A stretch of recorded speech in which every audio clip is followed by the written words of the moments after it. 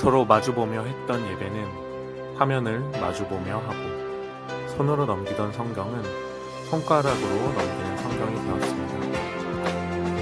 신앙생활의 모습은 달라졌지만 신앙생활의 본질은 변하지 않았습니다. 각자의 자리에서 묵상합시다. 4월 6일 수요일, 저는 47기 전다은입니다. 우리가 오늘 함께 묵상할 말씀은 마가복음 13장 1절부터 23절까지의 말씀입니다. 하나님의 말씀을 제가 봉독하겠습니다. 예수께서 성전에서 나가실 때에 제자 중 하나가 이르되 선생님이여 보소서, 이 돌들이 어떠하며 이 건물들이 어떠하니이까. 예수께서 이르시되 내가 이 큰 건물들을 보느냐. 돌 하나도 돌 위에 남지 않고 다 무너뜨려지리라 하시니라. 예수께서 감람산에서 성전을 마주 대하여 앉으셨을 때에 베드로와 야고보와 요한과 안드레가 조용히 묻되 우리에게 이르소서, 어느 때에 이런 일이 있겠사오며 이 모든 일이 이루어지려 할 때에 무슨 징조가 있사오리이까. 예수께서 이르시되 너희가 사람의 미혹을 받지 않도록 주의하라. 많은 사람이 내 이름으로 와서 이르되 내가 그라하여 많은 사람을 미혹하리라. 난리와 난리의 소문을 들을 때에 두려워하지 말라. 이런 일이 있어야 하되 아직 끝은 아니니라. 민족이 민족을, 나라가 나라를 대적하여 일어나겠고 곳곳에 지진이 있으며 기근이 있으리니 이는 재난의 시작이니라. 너희는 스스로 조심하라. 사람들이 너희를 공회에 넘겨주겠고 너희를 회당에서 매질하겠으며 나로 말미암아 너희가 권력자들과 임금들 앞에 서리니 이는 그들에게 증거가 되려 함이라. 또 복음이 먼저 만국에 전파되어야 할 것이니라. 사람들이 너희를 끌어다가 넘겨줄 때에 무슨 말을 할까 미리 염려하지 말고 무엇이든지 그때에 너희에게 주시는 그 말을 하라. 말하는 이는 너희가 아니요 성령이시니라. 형제가 형제를, 아버지가 자식을 죽는 데에 내주며 자식들이 부모를 대적하여 죽게 하리라. 또 너희가 내 이름으로 말미암아 모든 사람에게 미움을 받을 것이나 끝까지 견디는 자는 구원을 받으리라. 멸망에 가증한 것이 서지 못할 곳에서 선 것을 보거든 그때에 유대에 있는 자들은 산으로 도망할지어다. 지붕 위에 있는 자는 내려가지도 말고 집에 있는 무엇을 가지러 들어가지도 말며 밭에 있는 자는 겉옷을 가지러 뒤로 돌이키지 말지어다. 그날에는 아이 벤 자들과 젖먹이는 자들에게 화가 있으리로다. 이 일이 겨울에 일어나지 않도록 기도하라. 이는 그 날들이 환난의 날이 되겠음이니라. 하나님께서 창조하신 시초부터 지금까지 이런 환난이 없었고 후에도 없으리라. 만일 주께서 그날들을 감하지 아니하셨더라면 모든 육체가 구원을 얻지 못할 것이거늘 자기가 택하신 자들을 위하여 그 날들을 감하셨느니라. 그때에 어떤 사람이 너희에게 말하되 보라 그리스도가 여기 있다, 보라 저기 있다 하여도 믿지 말라. 거짓 그리스도들과 거짓 선지자들이 일어나서 이적과 기사를 행하여 할 수만 있다면 택하신 자들을 미혹하려 하리라. 너희는 삼가라. 내가 모든 일을 너희에게 미리 말하였노라. 아멘. 마가복음 13장은 감람산에서 이루어진 예수님의 교훈의 이야기입니다. 그 내용적인 측면에서는 종말론적인 이야기를 다루고 있습니다. 하나님 나라의 현재성과 또한 미래성을 언급하면서 예수님의 재림으로 인해서 이루어질 미래성을 내포해 주고 있습니다. 이미 하나님의 나라는 예수 그리스도의 초림으로 인해서 성취되었으나 완성된 것이 아니면서 장차 예수님의 재림으로 인해서 성취될 것을 지향하고 있다라고 말하면서 미래의 하나님 나라가 도래할 때 그 직전에 종말론적인 징조들 속에 살아가는 그리스도인들에게 어떠한 일이 일어나는지 종말을 예고하고 있는 이야기로서 굉장히 중요한 말씀을 담고 있습니다. 먼저 오늘 말씀에 나오는 1절부터 4절 말씀은 예루살렘에 입성해서 성전 가운데에 있었던 성전의 모습들을 바라보면서 제자와 예수님의 대화가 나타납니다. 성전의 화려하고 웅장한 외양에 감탄하는 제자들의 아둔한 모습들이 1절에 나타나면서 그 성전의 건물들을 보면서 예수님께 이 건물들이 어떠하냐라고 물어봅니다. 예수님께서 방금 이전에 이 13점 전에 12장 38절부터 나왔던 바리새인들과 서기관들의 위선을 책망하는 경고를 들었음에도 불구하고 제자들은 아직도 우둔하게 성전이 좋고 크고 화려한 것에 그 시선을 뺏긴 모습을 보여줍니다.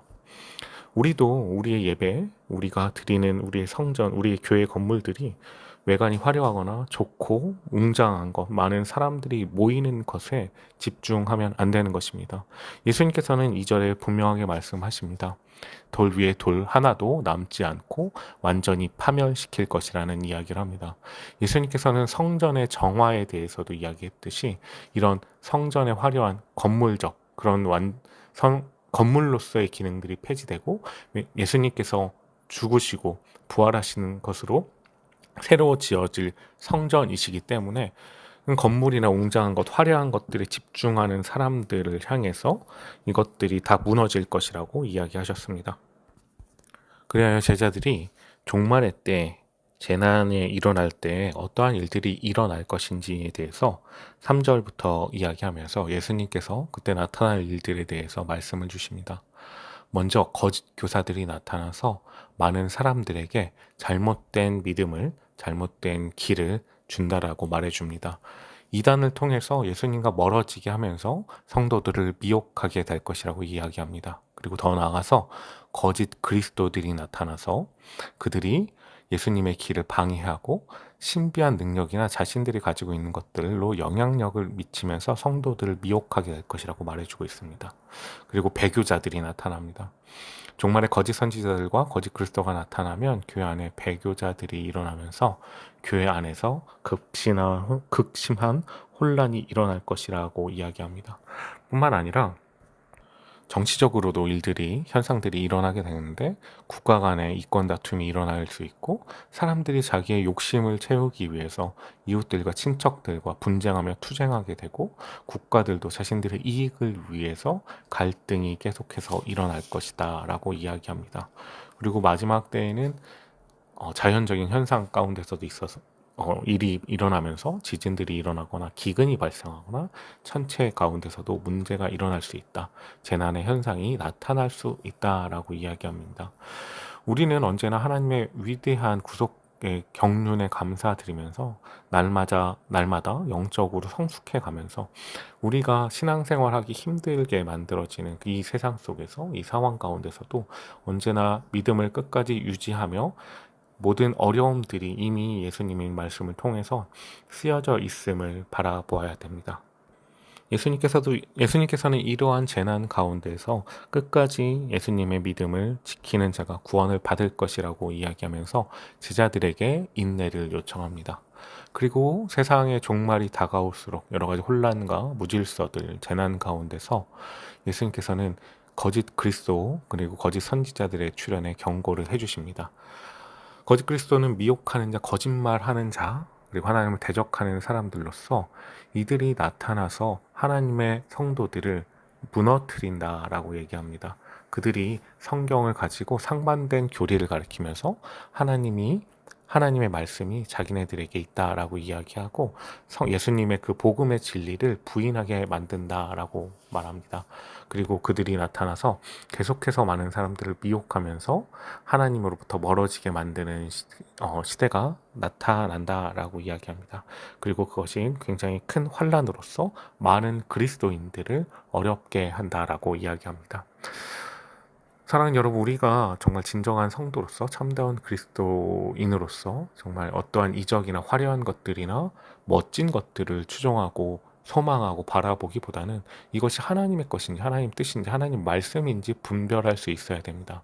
그런 의미에서 우리가 사도 요한은 이렇게 이야기하는데, 사랑하는 자들아 영을 다 믿지 말고 오직 영들이 하나님께 속하여 있나 시험해라 라고 이야기하면서 우리가 거짓 선지자들이 나타내는 이야기와 말들을 분별할 수 있는 정말 좋은 기준과 방법은 성경 말씀에 나타나는 이 말씀의 뜻을 바르게 바라보아야 됩니다. 오직 예수님이 구원자이시고 예수 외에는 구원의 길이 없다라는 이 성경의 말씀, 그리고 이 성경의 말씀을 잘 알지 못한다라면 미혹당하고 또한 거짓 해석으로 우리가 흔들림을 당하고, 또한 오늘 제자들이 화려한 성전에 그들의 마음이 빼앗겼던 것처럼 우리 역시도 우리가 마음을 가지지 못한다면, 성경을 통해서 하나님의 뜻을 온전히 가지고 있지 못한다라면 이런 상황 속에서 흔들릴 수 있음을 말씀을 통해서 볼 수 있습니다. 오직 예수 그리스도의 가르침과 교훈에 대해서 성경을 통해서 바른 기준을 가지고 바르게 살아나가는 귀한 꿈청 지체들 되길 간절히 소망합니다. 제가 기도하도록 하겠습니다. 사랑과 은혜가 충만하신 하나님 아버지, 감사합니다. 오늘도 우리에게 귀한 날을 주시고 이 날에 예수님의 말씀을 따라서 이 예수님의 말씀을 읽으며 살아갈 수 있도록 인도하여 주심에 감사드립니다. 오늘 말씀을 통해서 종말의 때, 그 어려울 때 맞이하게 된 어려움들을 바라봅니다. 아버지, 그러나 그때에도 예수님께서 제자들에게 말씀하여 주신 것처럼 이런 어려움 가운데서도 인내함으로 우리가 구원을 받을 수 있다라고 이야기해 주십니다. 믿음을 가지고 그 가운데서도, 어려움을 당하는 가운데서도 예수님을 바라보게 하시고 끝까지 견뎌 구원에 속할 수 있는 그리스도인들의, 예수님의 제자 그리스도인들이 될 수 있도록 주님께서 인도하여 주시옵소서. 이 모든 말씀 우리 구주 예수 그리스도의 이름으로 기도드립니다. 아멘. 오늘도 우리 귀한 청년들이 질문을 해주셨는데요. 마가복음 13장 14절부터 16절까지 말씀 가운데 질문을 주셨습니다. 멸망에 가증한 것이 서지 못할 곳에 선 것을 보거든 읽은 자는 깨달을진저 그때 유대에 있는 자들은 산으로 도망할지어다. 지붕 위에 있는 자는 내려가지도 말고 집에 있는 무엇을 가지러 들어가지도 말며 밭에 있는 자는 겉옷을 가지러 뒤로 돌이키지 말지어다. 위 말씀 구절 중에 유대에 있는 자들이 왜 산으로 도망하는지, 지붕 위에 있는 자는 왜 내려가지 말아야 하는지, 밭에 있는 자는 왜 뒤로 돌이키지 말아야 하는지 궁금합니다. 이 말씀을 통하여 꿈청이 무엇을 깨닫고 살아가면 좋을지 궁금합니다. 라고 질문을 해주셨습니다. 먼저 환난의 때, 재난을 받을 때 산으로 도망가라고 이야기하는 것은, 유대는 산지에 동굴이 굉장히 많아서 전쟁과 같은 위기가 닥쳤을 때 피할 수 있는 장소로 돌아갔습니다. 먼저 그러니까 지형적인 이유로 산으로 피한다라는 이야기를 해주고 있는 것이죠. 그런데 오늘 이 말씀 가운데서는 이 문맥상 감람산과 성전을 마주하고 있다라고 3절에 나옵니다. 예수님이 감람산에 계시고 그 마주하고 있는 것이 성전이 있는 예루살렘이죠.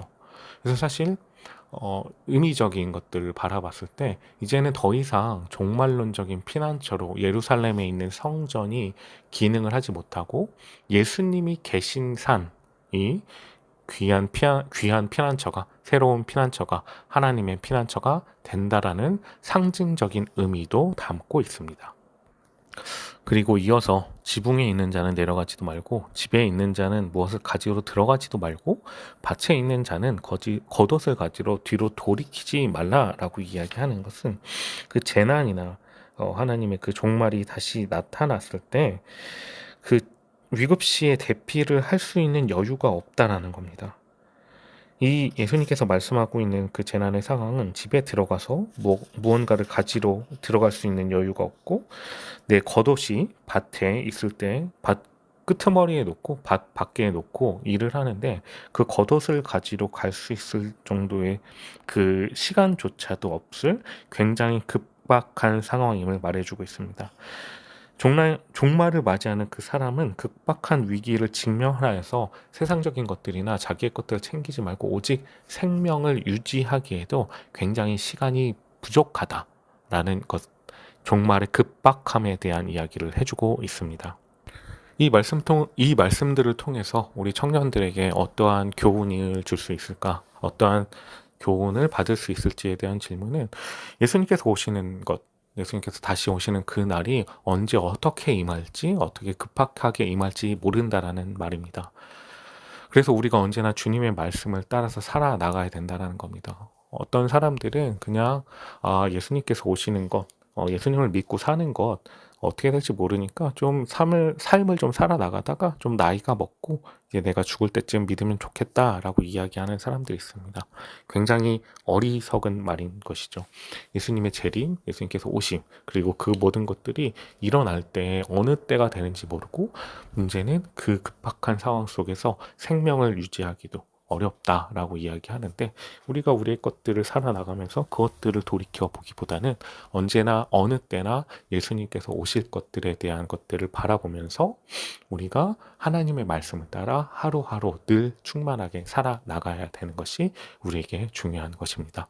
사랑하는 여러분, 오늘도 귀한 하루가 되길 간절히 소망하고요. 내일도 말씀을 먼저 묵상하며 살아나가는 귀한 꿈청 되길 간절히 소망합니다. 그러면 우리는 내일 만나요. 안녕.